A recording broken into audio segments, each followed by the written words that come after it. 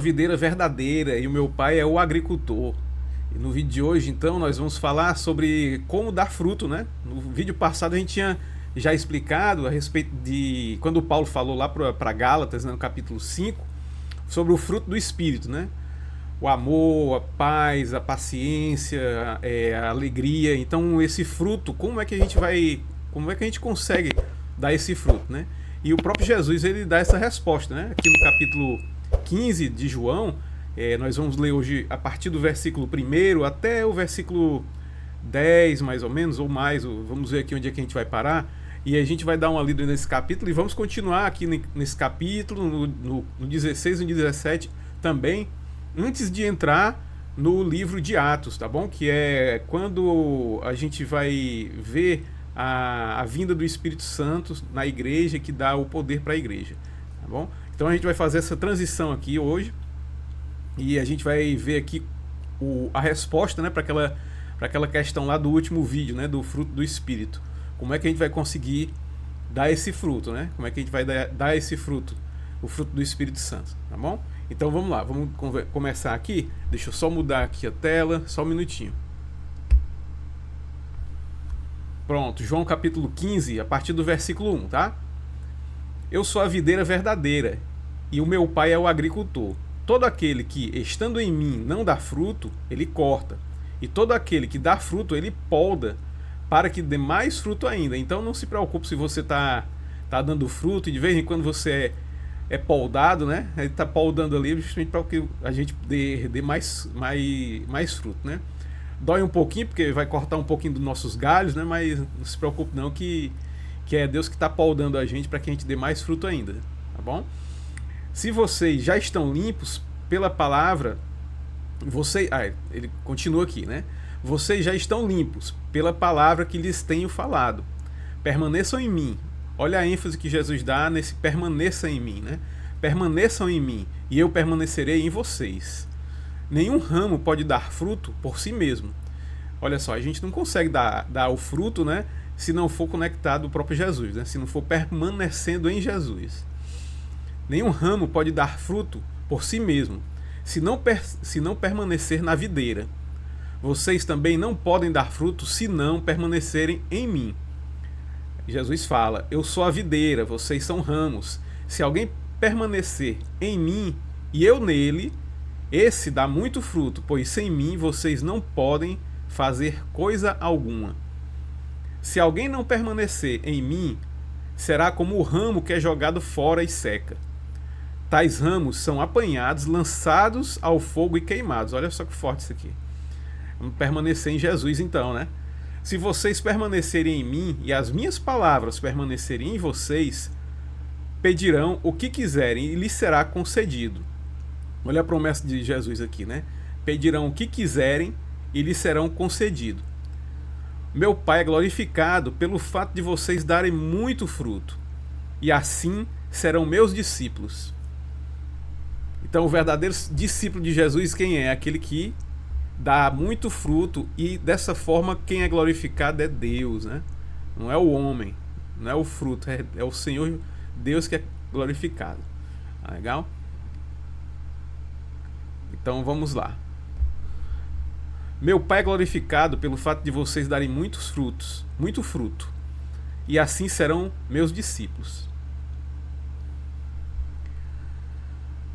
Como o Pai me amou, assim eu os amei. Permaneçam no meu amor. Permaneçam no meu amor.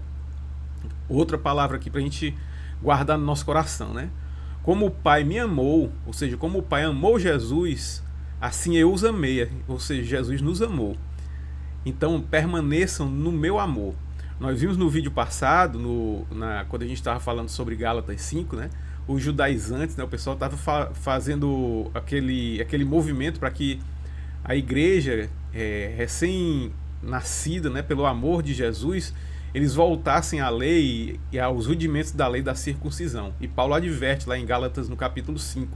Se vocês quiserem, pode dar uma olhada aí no vídeo anterior, mas é justamente isso, que a gente permaneça no amor, né? Então vamos continuar. No 10 aqui. Se vocês obedecerem aos meus mandamentos, permanecerão no meu amor. Assim como tenho obedecido aos mandamentos de meu Pai e em seu amor permaneço. Tenho-lhes dito estas palavras para que a minha alegria esteja em vocês e a alegria de vocês seja completa. A alegria, como a gente viu lá, é uma das características do fruto do Espírito, ok? O meu mandamento é esse: amem-se uns aos outros como eu os amei. Ninguém tem maior amor do que aquele que dá a vida pelos seus amigos. Vocês serão meus amigos se fizerem o que eu lhes ordeno. E Jesus vai e fala aqui, né, que esse relacionamento com os discípulos, ele chegou ao ponto dele chegar aqui no capítulo 15 e dizer assim: já não os chamo de servo, porque o servo não sabe o que o seu senhor faz. Em vez disso, eu os tenho chamado de amigos, porque tudo o que ouvi de meu Pai, eu lhes tornei conhecido. Vocês me escolheram, vocês não me escolheram, olha Jesus falando aqui, vocês não me escolheram, mas eu os escolhi para irem e darem fruto, fruto que permaneça, a fim de que o Pai lhes conceda o que pedirem em seu nome. E este é o meu mandamento: amem-se uns aos outros. Se o mundo os odeia, tenham em mente, antes odiou a mim. Então Jesus enfatiza, né, que se o mundo acaba odiando a gente, porque a gente não pertence a esses sistemas desse mundo, né, a essa mentalidade desse mundo, a gente tem que ter em mente de que primeiro o mundo odiou a Jesus, tá bom? Se vocês pertencessem ao mundo, ele os amaria como se fosse dele. Todavia, vocês não são do mundo, mas eu os escolhi, tirando-os do mundo, por isso o mundo os odeia. Então essa questão aqui é bem interessante também da gente comentar. O que é que Jesus está dizendo aqui? A gente é peregrino nessa terra, nós não pertencemos a esse mundo, a esses sistemas desse mundo, seja ele comunismo, capitalismo, estoicismo, e muitas vezes até a questão do fato desses ismos, né? Esses sistemas que infiltram e acabam pervertendo e corrompendo a própria igreja, muitas vezes, tá bom? Então, assim, a gente tem que ter cuidado com essa religiosidade para que a gente não entre e não caia nesse engano de pertencer a esses sistemas desse mundo, né? Ok? Então, lembrem-se das palavras que eu lhes disse: nenhum escravo é maior que o seu senhor. Se me perseguiram, também perseguirão vocês. Se obedeceram a minha palavra, também obedecerão a vocês. Tratarão assim vocês por causa do meu nome, pois não conhecem aquele que me enviou.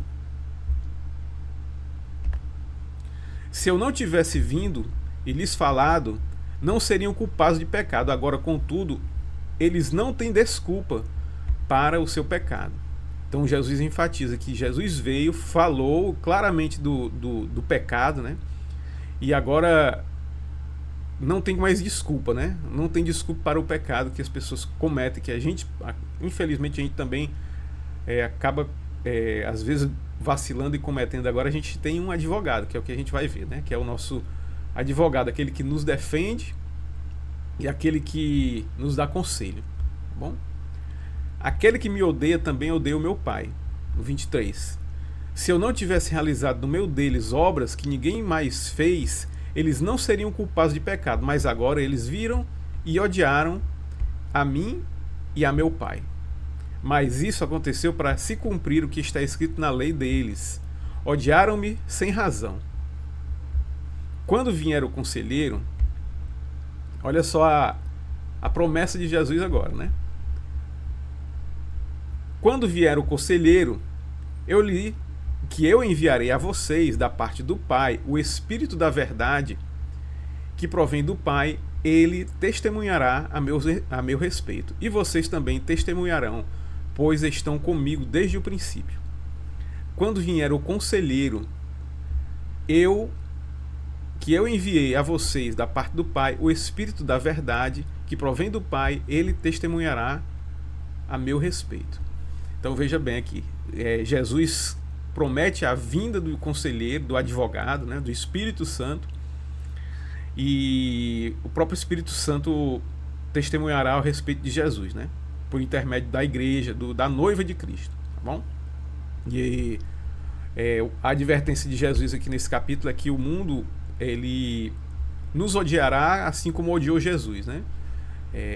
É algo assim bem algo realmente fora do comum, né? Mas fora do natural, infelizmente. Mas o mundo, você vê que as notícias, por exemplo, as notícias ruins repercutem bem rápido, né? Enquanto que Jesus, que é amor, acaba sendo odiado justamente por quê? Porque ele prega o amor, ele prega a paz e o amor, tá bom? Então pelo vídeo de hoje é só, pessoal. Então vamos aqui encerrar o vídeo. E essa leitura do capítulo 15, como eu falei para vocês, que a gente está nessa transição aí, né? Vamos ler o capítulo 15, 16 e o 17, provavelmente. Vamos fazer os 3 vídeos aí, para que só depois desse vídeo entender essa questão aí da vinda do Espírito Santo, que essa promessa que Jesus fez sobre a vinda do Espírito Santo, só depois de passar por esses capítulos aí que a gente vai chegar lá em Atos, para poder começar a falar do livro de Atos, tá bom? Sobre o poder do Espírito Santo na igreja, né? Na noiva de Cristo, tá bom? Pois é isso, pelo vídeo de hoje é só. Um abraço, mais uma vez, né? Eu peço aí para vocês se inscreverem no nosso canal, aperta o sininho, compartilha, tá bom? Comenta, dá o like, né? Então, esse é o meu pedido aí, para que vocês possam realmente me ajudar aí a divulgar mais ainda a palavra de Deus, né? Esse presente que Deus nos deu, né? Que é o presente da palavra, da palavra dele, do poder do Espírito Santo nas nossas vidas, né? Então, vamos permanecer em Cristo, tá? Permanecer na videira, permanecer conectados, tá? Pois um abraço, até o próximo vídeo.